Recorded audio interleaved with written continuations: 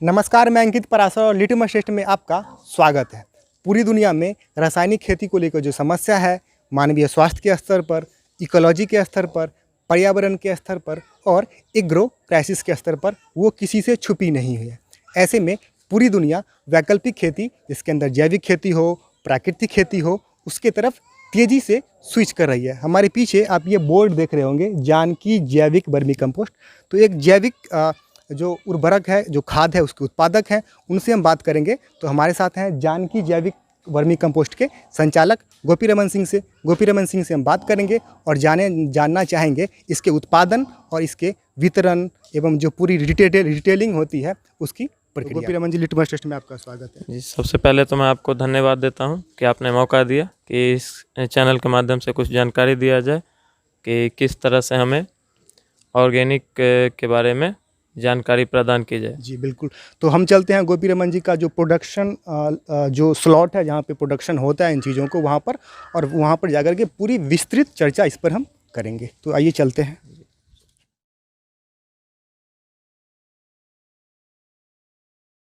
तो ये हम आ गए हैं जहाँ पर जैविक खाद का उत्पादन होता है। आपके सामने बहुत सारे ये जो स्लॉट आप देख रहे होंगे, इसी में इस खाद का उत्पादन होता है। तो गोपी रमन जी, सबसे पहले कि इसका उत्पादन, अगर मैं किसान हूँ जी, और मैं चाहूँ कि मुझे इसका उत्पादन करना, या मैं एक उद्यम के रूप में इसको शुरू करना चाहता हूँ, तो जो प्रशासन से जो अनुमति लेने की प्रक्रिया होती है या कुछ लाइसेंसिंग हो, जो भी हो, तो जो पहला प्रक्रिया है अनुमति के स्तर पर प्रशासन से, वो क्या है और वो कैसे होता है? सबसे पहले तो आपको बिहार सरकार द्वारा अनुदानित होना पड़ेगा। बिहार सरकार द्वारा हॉर्टिकल्चर विभाग से आपको अनुदानित होना पड़ेगा। उसके लिए सबसे पहले आपको अपने डिस्ट्रिक्ट में हॉर्टिकल्चर ऑफिसर से कांटेक्ट करना होगा और उसके थ्रू आप एक फॉर्म भर सकते हैं, जिस फॉर्म के मदद से आपको पर 5 बेड का आपको एक यूनिट प्रदान किया जाएगा। उसके हिसाब से आपको सबसे पहले आपको इंफ्रास्ट्रक्चर के बारे में जानकारी दी जाएगी कि मूलभूत ढांचा सांचा में उसको क्या क्या ज़रूरत होती है। उसके हिसाब से आपको सारी चीज़ें प्रदान की जाएगी। तो सबसे पहले आपको इन्वेस्ट खुद करना होगा। अच्छा, सबसे पहले अगर जैसे कि ये तो जो प्रशासन से अनुमति की प्रक्रिया है वो हो गई। जैसे कि मुझे इंफ्रास्ट्रक्चर बनानी है और सरकारी बहुत सारे दावा कर रही है, राज्य सरकार, केंद्र सरकार दोनों की, हम जैविक कृषि को प्रोत्साहित करते हैं। तो इसकी अवसंरचना के निर्माण में सरकार की तरफ से धनराशि के स्तर पे क्या सहयोग मिलता है? उसमें जब मैंने बनाया था उस समय एक 5 बेड का एक यूनिट माना जाता था। उसका 20,000 रुपया आपको अनुदानित किया जाता था एक यूनिट के, जो कि 5 बेड होता था उसके उस समय। हाँ, उसके बाद जैसे कि अगर हमने अब अगला जो चरण होगा वो उत्पादन का होगा। तो उत्पादन के लिए क्या प्रक्रिया है? उत्पादन की पूरी प्रक्रिया को आप समझाएंगे, थोड़ा दिखा के भी बताएंगे कि क्या होता है? जरूर, आइए। देखिए, उत्पादन के लिए जो हम सबसे पहला प्रक्रिया है वो आपको गोबर पे, जो कि हम रिलाई करते हैं। सबसे पहला है कि from the village to the village का एक कंसेप्ट आता है कि हमें गांव से ही लेना है। और जनरली आप 80 to 90% आप ये गौर करेंगे ज़रूर कि आपका रूरल बेस्ड ये सिस्टम है, ठीक है, और उपभोग दोनों। हाँ, दोनों है। तो इसीलिए एक इसका ज़्यादातर जो है सो ठीक है, अभी हॉर्टिकल्चर में इसका डिमांड आ रहा है, लेकिन जब एक फार्मर इसका उपयोग करता है तो वो उसका जो लेवल ऑफ कंजम्पशन है वो बहुत ज़्यादा हो जाता है। तो इसके हिसाब से हमें लगता है कि एक विलेज में अगर उसको स्मार्ट विलेज का नाम दिया जाए तो इसमें सबसे पहला बात, जैसे कि हमने गोबर लाया जी और इसमें गोबर डाल दिया, तो सीधे गोबर डाल देंगे या कुछ प्रोसेसिंग नहीं? सबसे पहले हमको गोबर में देखना होगा कि ये ताज़ा गोबर है या कुछ दिन पुराना गोबर है।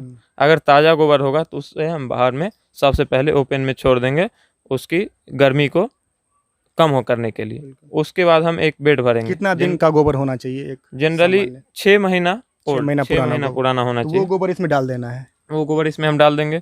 उसके बाद 20 से 25 दिन तक हम उसे वैसे ही छोड़ देंगे और वो 20 से 25 दिन के भीतर में हम एक सप्ताह के 4 बना लेंगे। कम से कम 3 तो जरूर स्लॉट कर लेंगे और उसमें हम उसको नीचे वाला को बीच में, बीच वाला को ऊपर, फिर बीच वाला को बीच नीचे, नीचे वाला को ऊपर, ऊपर वाला नीचे। हम ऐसे करते रहेंगे, जो गोबर आपस में मिक्सिंग होता रहेगा ताकि किसी में भी एक ढेला जो है सो एक ना बन पाए। मतलब वातावरण का प्रभाव सब पर पड़े, ऐसा ना कि ऊपर वाले पे पड़े, नीचे वाले। उसके बाद हम 20 से 25 दिन बाद उसमें हम अर्थवर्म, जो कि फार्मर्स फ्रेंडली कहा जाता है, फार्मर्स वो फ्रेंडली इंसेक्ट। हाँ, वो तो हम बचपन से पढ़ते हैं कि किसानों का मित्र होता है। उसको कहा जाता हाँ, है। तो वो कहाँ से लाएंगे और तो कितना देखिए, मात्रा देंगे, कितने गोबर पे कितना? इसमें एक्चुअली आधा केजी आप एक बेड में दे सकते हैं, हाफ केजी, हाफ केजी एक बेड, ये एक बेड हुआ बेड का साइज है जी। और इसमें आप कितना लंबा होगा? ये आपका लगभग 3 फीट चौड़ा है, 3 फीट चौड़ा, 3 फीट चौड़ा है, और लगभग आपका 8 फीट लंबाई में है, लंबा, ऊंचा? ठीक है। ऊंचाई में 2.5 फीट ऊंचाई में है,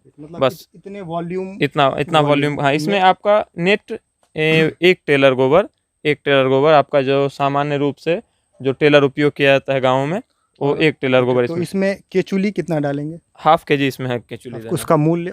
उसका मूल्य अगर आप ऑस्ट्रेलियन वैरायटी का लेते हैं, इसमें 2-3 वैरायटी जनरल, लेकिन आपको कहा जाएगा कि ऑस्ट्रेलियन वैरायटी का आपको जितना भी एग्रीकल्चर यूनिवर्सिटी है, सेंट्रल एग्रीकल्चर यूनिवर्सिटी, वहाँ पे आपको आसानी से मिल जाएगा। तो आसानी से मिल जाएगा, तो सबसे पहले आप ये जानना चाहेंगे कि उसका लाइफ एक्सपेक्टेंसी कितना है, सबसे पहले उसका। तो अगर उसका लाइफ एक्सपेक्टेंसी ऑस्ट्रेलियन वाले के तुलना में कम है, तो हम ऑस्ट्रेलियन वाले को सबसे पहला प्रेफरेंस देंगे। तो वो हाफ केजी एक बेड में हम देंगे। उसका मूल्य हाफ केजी के आसपास 600 का हाफ केजी का पड़ेगा, मतलब एक बेड में हम देंगे।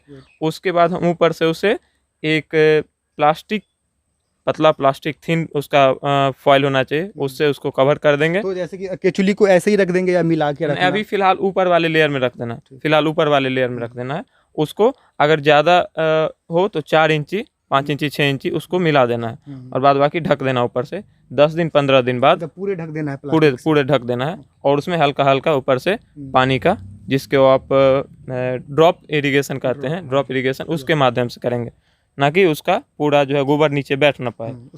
उसके बाद 1 सप्ताह 10 दिन में ये अपना प्रोडक्शन करना शुरू कर देता है, धीरे धीरे करता है। तो सबसे इसका बेनिफिट क्या है कि इसमें आप कुछ ऐसे प्लांट हार्मोन या फिर एंजाइम्स जो कि आपको सामान्य तौर पे गोबर में नहीं मिलेंगे, वो भी जो है सो ये फार्मर्स फ्रेंडली जिसको हम कह रहे हैं इंसेक्ट को, वो उसमें ऐड करना शुरू कर देते हैं। तो इसके लिए हम एक निर्भर हो जाते हैं, और जनरली 1 सप्ताह 10 दिन में हमारा प्रोडक्शन होना शुरू हो जाता है।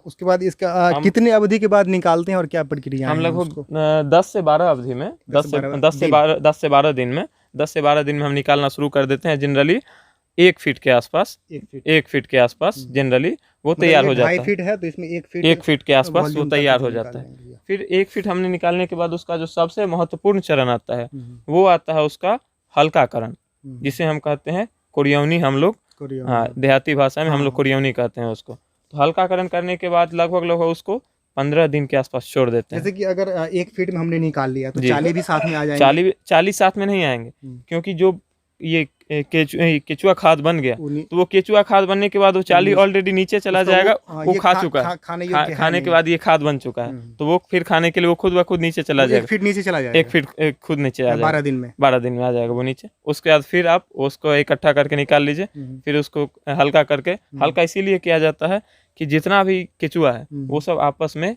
एक जगह जमा ना हो सके, अलग अलग यहाँ वाला केचुआ। आपने कहा हल्काकरण, जिसको हम झिलियौनी, हाँ, झिलियौनी को कोरियौनी होता है, मतलब खुरपी लेके? हाँ, इसके लिए एक 5 पॉइंटेड आता है, 5 पॉइंटेड हो जिसको हम कहते हैं। आप लेके आइएगा तो वो थोड़ा जो 5 पॉइंटेड पंजा उसको, तो जनरली उससे हमको समझिए 1 सप्ताह 10 दिन लेके चलते हैं। 1 सप्ताह 10 दिन हम उसको फिर छोड़ देंगे, 1 सप्ताह 10 दिन छोड़ दिए, हाँ, झिलियौनी करके 1 सप्ताह 10 दिन छोड़ दिए। उसके बाद उसमें से फिर हम निकाल सकते हैं। उसमें हम मैक्सिमम पहला 1 फीट निकलेगा, उसके बाद 1 फीट फिर कभी नहीं निकलेगा, उसके बाद 2 इंची, 3 इंची, 4 इंची ही निकलेगा, क्योंकि पहला होता है उसमें ऊपर वाला गोबर, आप समझ सकते हैं, ये देख सकते हैं कि ऊपर वाला गोबर ज्यादा सूख जाता है। ऊपर वाला गोबर सूख गया, वो जल्दी खा लिया। नीचे वाला गीला गोबर रहता है, काफी डेंसिटी बढ़ जाती है, तो उसको खाने में काफी समय लगता है, तो धीरे धीरे। ये तो उत्पादन की प्रक्रियाएं होंगी। दूसरा, ये जो कंपोजिशन की बात कर लेते हैं कि सामान्यतः गोबर में उतने कंपोजिशन नहीं होता है, और आपने बीच में कहा भी था कि वो जो केचुली से खाते हैं तो बहुत सारे एंजाइम्स और बहुत सारे रासायनिक चीजें ऐसे निकालती है जो सामान्य तौर पर गोबर या फिर में नहीं होता है, और वो निकलने के बाद ये एक संपूर्ण खाद हो जाता है, एक टोटलिटी, जिसको हम कहते हैं MOP, DAP और NPK, MOP जिसको पोटास कहते हैं। इन सारी चीजों में जो टोटल कंपोजिशंस होते हैं वो सारे इसमें आ जाते हैं, और ये संपूर्ण खाद बन जाता तो है। इसमें सामान्य तौर पर देखा गया है, सामान्य तौर पर कर रहे हैं क्योंकि कभी कभी कंपोजिशन वेरी कर जाते हैं, लेकिन एक सामान्य तौर पर हम ये अनुमान जो हॉर्टिकल्चर विभाग है वहाँ से लगाया गया है कि एक जो अच्छा लैब टेस्टिंग जब होता है, तो जब एक सबसे अच्छा उत्तम क्वालिटी का, जो सबसे बेस्ट क्वालिटी का जैविक खाद बनता है, उसमें आपका 5:8:11 का रहता है NPK का मात्रा। 5 times nitrogen, 5 times nitrogen, potassium 8 times, potash 11 times, यही आपका रहता है 5:8:11। बीच में ये जो उपकरण है झिलियोनी जी, जो आपने ये कहा, झिलियोनी का है, इसी से करते जी हैं। इसी से करते हैं।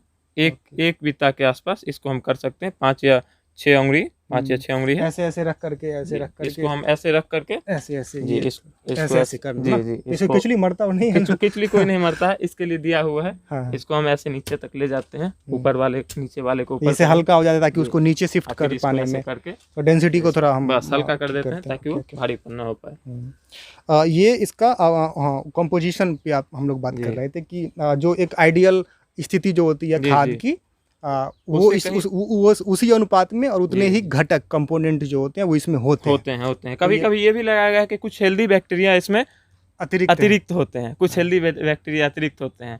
आपको बहुत सारा जब गोबर होता है तो बहुत सारा जनरल देखा गया है कि गोबर में आपको कुछ प्लांट हार्मोन या फिर एंजाइम्स हाँ। अनअवेलेबल रहते हैं, लेकिन जैसे ही ये आपका जो अर्थवॉर्म है, जो कि आपका फार्मर्स फ्रेंडली कहा जाता है, उसके द्वारा ये अपना इसमें मतलब कुछ कुछ एडिशन ये एडिशन करते शुरू हैं हो अपनी जाते तरफ से। हैं, एंजाइम्स जिसको हार्मोन्स एडिशन शुरू हो जाते हैं। बिल्कुल। तो और ये भी तो एक प्रकार के रसायन ही हो गए ना, मतलब रसायन हो गए। बायोकेमिकल बायोकेमिकल, कह जी, सकते जी। हैं। बिल्कुल। तो ये उत्पादन की प्रक्रिया हो गई। उत्पादन की प्रक्रिया। अब उत्पादन हो गया, उत्पादन करके कई बार हम खेत में डाल सकते हैं अपना, जी, जी। तो उसमें कोई दिक्कत नहीं, या छोटे स्तर पे अपने आसपास में बेच सकते जी हैं। जी लेकिन जब एक उद्यम के रूप में इसे हम देखेंगे जी। और अन्य सुदूर क्षेत्र में इसको हम बेचना चाहेंगे सेल सेल करना चाहिए, मतलब रिटेलिंग की बात जी, हो गई, जी।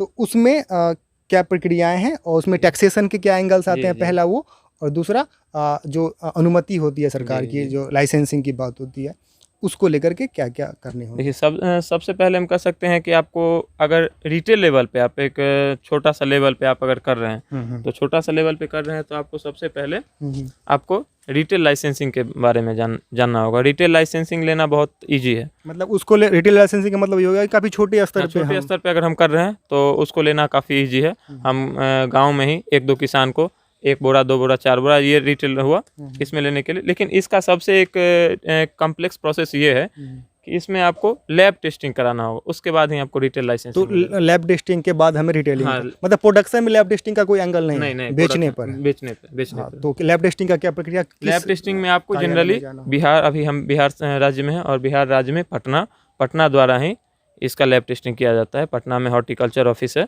उसके द्वारा ही इसका लैब टेस्टिंग किया जाएगा। तो वहाँ आपको जनरली 2 से ढाई महीना का समय लगेगा। तो वहाँ सबसे जो एक मोस्ट इंपॉर्टेंट चीज़ देखा जाता है वो देखा जाएगा मॉइस्चर के बारे में, कि इसमें मॉइस्चर लेवल कितना है। इसीलिए हम बताएंगे कि देखिए, मॉइस्चर लेवल अगर ज़्यादा हो तो फिर वो उपयोगी नहीं माना जाएगा। जैसे ये अभी प्रोसेस में है तो इसमें मॉइस्चर लेवल धीरे धीरे कम हो रहा है।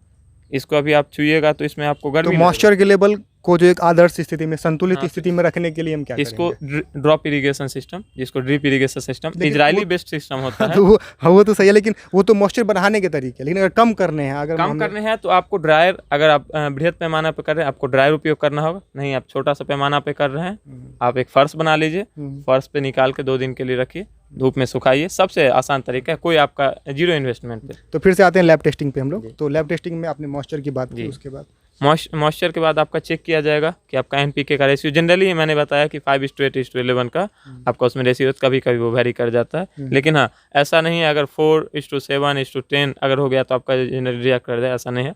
ये सभी एक पैमाना वो बना लेते हैं नॉर्मल, कि एवरेज ये होना चाहिए। तो आपका जब ये हो गया तो आपको हाँ बता दिया गया कि आपका क्वालिटी बहुत अच्छा है, आप देने के लिए अच्छे हैं। उसके बाद आपका लाइसेंसिंग, रिटेल लाइसेंसिंग के लिए अप्लाई कर सकते हैं। आपको easily मिल सकता है। लाइसेंसिंग, उसके बाद जो कई बार सरकार कहती है कि हम जैविक खेती को बढ़ा रहे हैं, 2018 में सरकार ने जी, कहा जी। भी था। तो मुझे लगता है टैक्सेशन को लेकर के इसमें एक बहुत रिलीफ होता होगा, ये तो क्या है? टैक्सेशन अभी फिलहाल एक छोटे स्तर पे, एक मिडिल स्तर पे भी कहिए, MSME तक के लिए, कि ये इसका टैक्सेशन में अभी रिलीफ पूरा सरकार के मतलब जीरो, जीरो एकदम, इसमें कोई टैक्सेशन नहीं है अभी। मतलब लागत जो है वो केवल कॉस्ट जो हम इन्वेस्ट Cost करें में है, उसी के या फिर स्तर पे ट्रांसपोर्टेशन में आपको टैक्स वो लगेगा, मतलब टैक्सेशन का एक रिलीफ है। रिलीफ है। प्रोडक्शन टैक्स फ्री, प्रोडक्शन मतलब Production हाँ, tax पे। तो हम पटना जाएंगे लैब टेस्टिंग के लिए, जी। किस कार्यालय में जाएंगे? आपको हॉर्टिकल्चर है, हॉर्टिकल्चर ऑफिस पटना, आप मालूम कर लीजिए इजली। तो वहाँ पे लैब टेस्टिंग होगा, उसके बाद हमें रिटेल के लिए हमें अनुमति मिल जाएगी, उसके बाद इसको हम बेच पाएंगे। ओके। एक और एंगल यहाँ पे आता है कि ये एक उद्यमिता आ जाते हैं बाहर। के बाहर की बात है थोड़ी सी, जी। कि ये जो चीज़ें चल रही है, तो जो एक आम खेती होती है, परंपरागत खेती, जी, जिसमें जी, हम अनाज की traditional, खेती आदि जी, जी। करते हैं, जिसका उद्देश्य एक निर्वाह अपना करना जी, जी। होता है, तो उसमें इसकी मांग कितनी है? Subsidence farming. हाँ, जी। और दूसरी चीज़ की जो फल सब्जी जो हाईली थोड़ी सी कमर्शियल ज़्यादा जी, हो जी, जाती जी, है, जी। या जो हॉर्टिकल्चर हो गए, जी। बागानी बागवानी, जी। तो उनमें डिमांड ज़्यादा है, या जो गांव में आम किसान होते जी, हैं जी। उनमें इनको लेकर के क्या मतलब एक आग्रह है? देखिए, अगर वन टाइम यूज कहा जाए, मतलब आपका जब डिफरेंट सीजन होता है, उसमें एक सीजन में अगर वन टाइम सीजन में कहा जाए, तो जनरली गांव में जो किसान होते हैं उनके द्वारा बहुत ज़्यादा डिमांड किया जाता है। लेकिन हाँ, रेगुलर इंटरवल पे कहेंगे तो रेगुलर इंटरवल पे आपका हॉर्टिकल जितना बागवानी हुआ, बगीचा लग रहा है, किसी आम का बगीचा लगा है, फिर सरकार द्वारा पौधशाला होता है, मनरेगा हो गया, आपका बहुत सारा सरकार गवर्नमेंट प्लांटेशन स्कीम चलाती रहती है। तो उसमें आपका कंटिन्यू एक अगर गवर्नमेंट से आपका अच्छा खासा एक लिंकेज बन जाता है, एलाई हो जाते हैं आप, तो आपका कंटिन्यू चलते रहेगा। तो यहाँ ऐसा नहीं है कि फार्मर लेवल पे ज़्यादा हो गया या फिर ये लेवल पे कम हो गया, लेकिन एक तरह से देखा जाए तो हाँ, एक कहेंगे कि एक सीज़न के बाद फिर फार्मर, एक खरीफ सीजन है तो फिर रबी सीजन में जैसे कोई फार्मर किसान है वो गेहूं की बुआई कर रहा जी, जी। है, या मक्के की बुआई कर रहा है, तो ऐसे किसान में इसको लेकर के क्या एक्सेप्टेंस है? ऐसे किसान में देखिए, ये आपको जनरली अभी एक ट्रेडिशनल ऑर्थोडॉक्स जिसको थिंकिंग कहा जाता है, तो ऑर्थोडॉक्स थिंकिंग में एक है कि अभी थोड़ा सा ये पूरा टोटली इस पे रिलाई नहीं हुए हैं, वो थोड़ा सा फर्टिलाइजर को अभी भी तवज्जो वो देते हैं। मतलब क्योंकि परंपरागत है तो परंपरागत वो है तो वो तो थोड़ा सा उर्वरक की परंपरा को हाँ, बढ़ा रहे हैं। वो अभी थोड़ा लिबरल नहीं हुए, कंजर्वे हाँ, वो एक है, और जो कमर्शियल लोग हैं वो तो कॉस्ट को देखते हैं। कॉस्ट को देखते हैं जी। थोड़ा नो डाउट कि ये थोड़ा सा शुरुआती में कॉस्टली पड़ता है, क्योंकि आपका अगर एक ज़मीन है वो आपका यूज टू हो चुका है फर्टिलाइजर अडॉप्ट का, हो चुका है। हाँ, तो उसमें आपका डायरेक्ट आप इस पे स्विच नहीं हो सकते हैं, काहे कि आपको बहुत कॉस्टली पड़ेगा।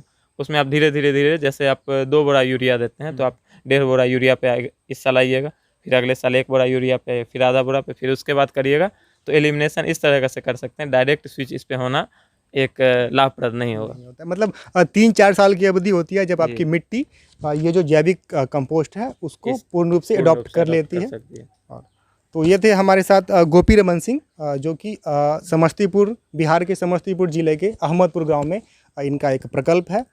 तो ये थे हमारे गोपी रमन सिंह, और आपने इस वीडियो के माध्यम से बहुत सारी चीज़ों को समझा होगा कि इसका उत्पादन कैसे किया जा सकता है, और गांव के स्तर पर इसका उत्पादन बहुत ही अच्छा है। और एक जो ग्रामोद्योग की दृष्टि से अगर हम देखें तो इसमें काफ़ी अवसर है उत्पादन। गांधी का सपना था कॉटेज इंडस्ट्री को लेके, उसमें ये बहुत अच्छा फलता ग्रामीण स्वावलंबन को लेकर के। तो स्वराज, आज जो स्वराज का कंसेप्ट हमारे देश में चल रहा है, स्वराज का, तो स्वराज एक्चुअली में स्वराज कुछ अलग नहीं है, स्वराज एक मल्टीपर्पस है, उसमें एक ये भी आता है कॉटेज इंडस्ट्री। और गांव में हम अन्य तरह के बहुत सारे उद्योग नहीं लगा पाते हैं, क्योंकि उसके लिए फेवरेबल कंडीशंस नहीं होते हैं, और डिमांड गांव में उन चीज़ों को उत्पन्न करना कठिन होता है। लेकिन ये ऐसी चीज़ है जिसका प्रोडक्शन और कंजम्पशन दोनों गाँव में ही होता है। इस दृष्टि से बहुत, ये हमारे साथ गोपी रमन सिंह थी। आपने इस वीडियो को देखा, बहुत बहुत धन्यवाद। अगर आपको ये वीडियो अच्छा लगा तो आप इसको शेयर करें, साझा करें, ताकि जैविक कृषि को लेकर के, ग्रामीण स्वावलंबन को लेकर के जो लोग संभावनाओं को तलाश रहे हैं उनको एक लाभ मिले, उनको एक अवसर मिले।